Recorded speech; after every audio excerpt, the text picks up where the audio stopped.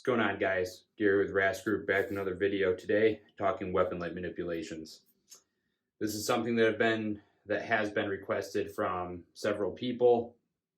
Um, it's kind of hard to do this over a screen.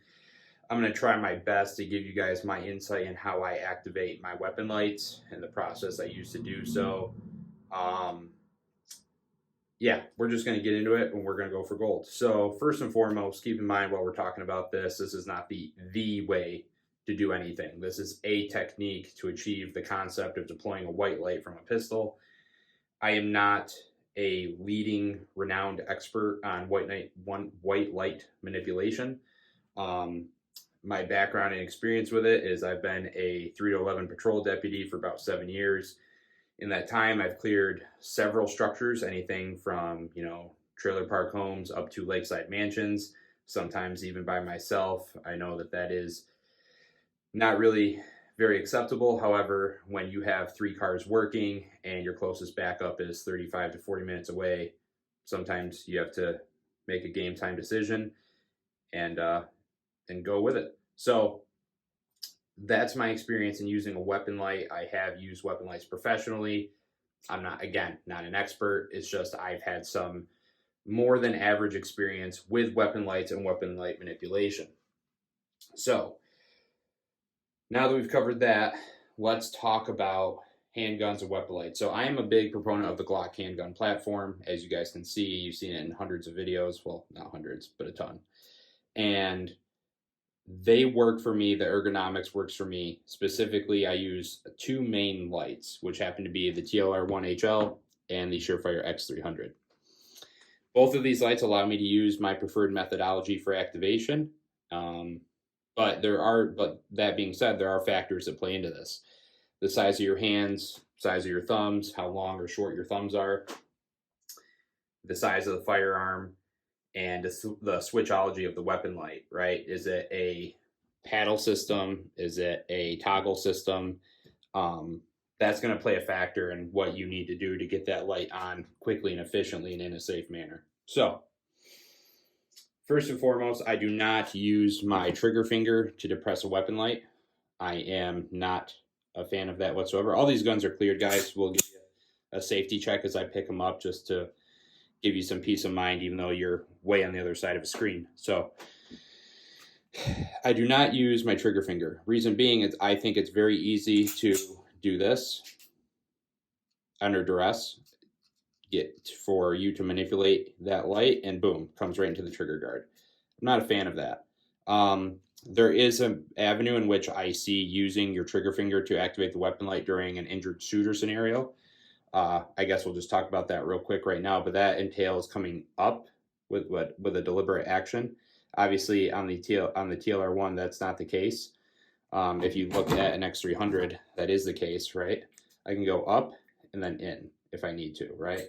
And then deploy back down. TLR1HL, this gives me my momentary, which obviously this is my trigger finger. That doesn't help. So now I'm stuck having to do boom and boom.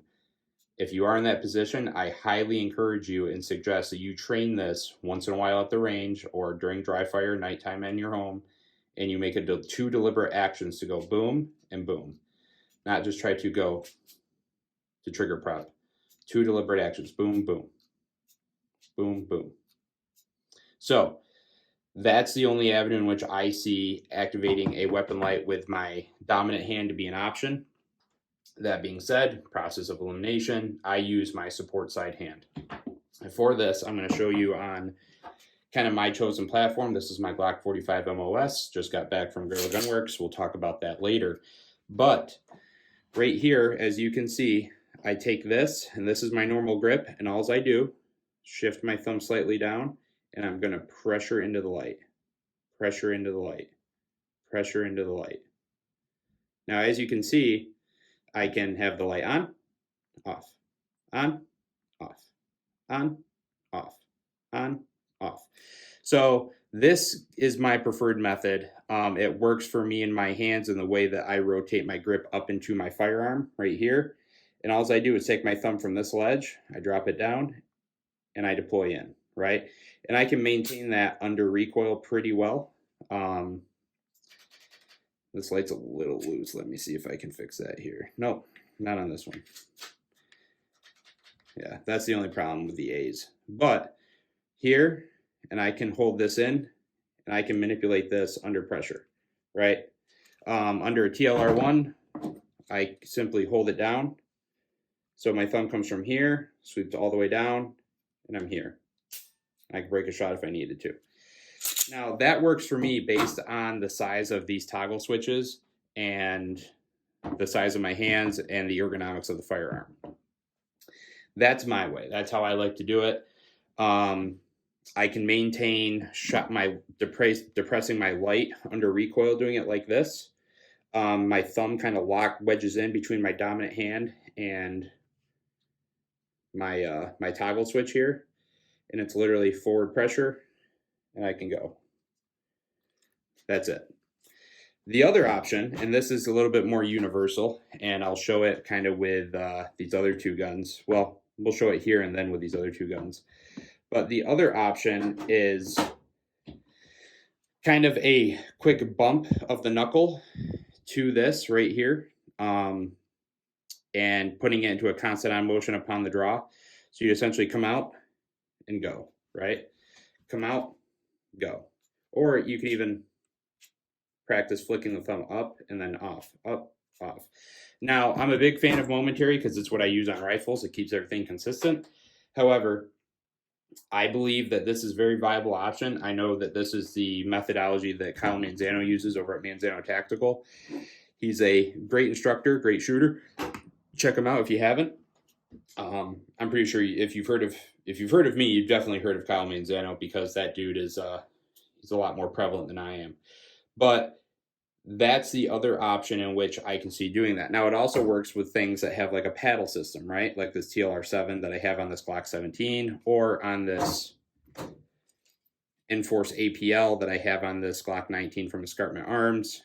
And you can get in the habit of kind of coming up and going quick depress, off when you need it, on when you need it. See what I mean? Same thing here. This is actually going to be a little bit tougher in my opinion, because to hold recoil, you have to pressure in with this, but it's out past where the center of your grip is. It feels kind of awkward, and you got to go way down. I think something like this, where you can come up and kind of like quick flick and on, come into a room, boom, go. I think that's a viable option, especially for paddle systems. I think if you have a toggle switch system, play with the two options and see what works for you. The big part is that my thing with momentary is I can put that light on and off with applied pressure at the instant in which I need it or don't need it. I think that if you get really good at doing this, you could go really fast. Yeah, it's not what I practice traditionally. I've messed with it a few times. I'm actually going to try practicing it more because it does intrigue me. I think it's a very viable option. But that's what all this is, guys. It's just options. I don't think that there's any one way to kind of achieve this concept.